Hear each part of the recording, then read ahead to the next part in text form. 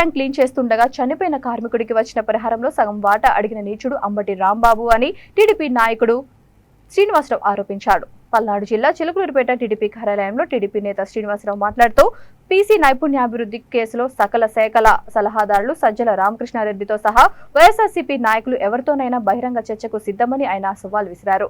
గత సంక్రాంతి రోజు మట్కా, గుండాట, ఇతర జూద క్రీడల ఆడించి డబ్బులు వసూలు చేసింది అంబటి కాదా అని శ్రీనివాసరావు ప్రశ్నించారు.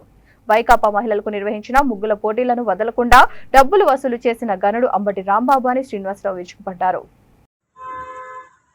మీడియా మిత్రులందరికీ ముందుగా నమస్కారాలు తెలియజేస్తా ఉన్నా. నిన్న రాష్ట్ర నోటిపారుదల శాఖ మంత్రి ఆంబోతు రాంబాబు గౌరవ ప్రతిపక్ష నేత చంద్రబాబు నాయుడు గారి మీద, జనసేన అధ్యక్షుడు పవన్ కళ్యాణ్ గారి మీద, లోకేష్ గారి మీద ఇష్టం వచ్చినట్లు అవాకులు చవాకులు పేరారు. ఈ సందర్భంగా అంబటి రాంబాబు ఒకటి గుర్తు చేస్తా ఉన్నా. గోబెల్స్ సంఘానికి జాతీయ అధ్యక్షుడు మీ జగన్మోహన్ రెడ్డి అయితే రాష్ట్ర అధ్యక్షుడు అంబటి రాంబాబు. ఉన్నది లేనట్టు, లేనిది ఉన్నట్లు కన్యాశుల్కంలో గిరీశం పాత్రనే మైమరిపిస్తా ఉన్నాడు. ఇతను ఒక అవినీతి సామ్రాట్, అవినీతి అనకొండ. సత్తెనపల్లి నియోజకవర్గంలో సెప్టిక్ ట్యాంక్ క్లీన్ చేసే ఒక బలహీన వర్గాల యువకుడు మరణిస్తే ప్రభుత్వం నుంచి వాళ్ళకిచ్చే నష్టపరిహారంలో 2.5 లక్షల రూపాయలు లంచం అడిగినటువంటి నీచుడు ఈ అంబటి రాంబాబు.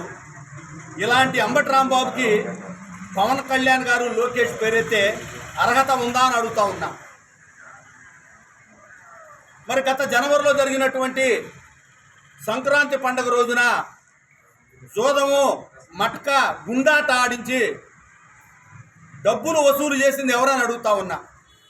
చివరికి వైకాపా మహిళా కార్యకర్తలు ముగ్గురు పోటీలు కూడా పెట్టి వాళ్ళ దగ్గర డబ్బులు వసూలు చేసిన నీచుడు ఎవరని అడుగుతా ఉన్నా.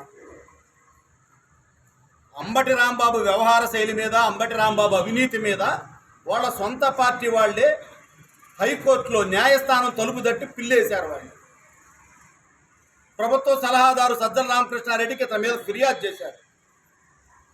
అటువంటి ఆయన అనైతిక అవినీతి పరుడివి నువ్వు పవన్ కళ్యాణ్ గురించి, లోకేష్ గురించి మాట్లాడతావా? నీ స్థాయి ఏంది? నువ్వేంది?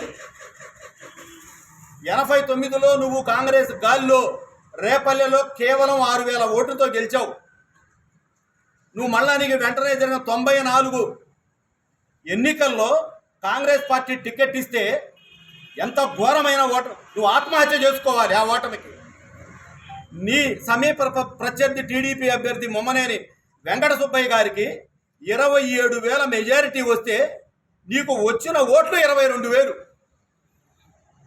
ఆయనకి 27,000 మెజారిటీ వస్తే నీకు పోలైన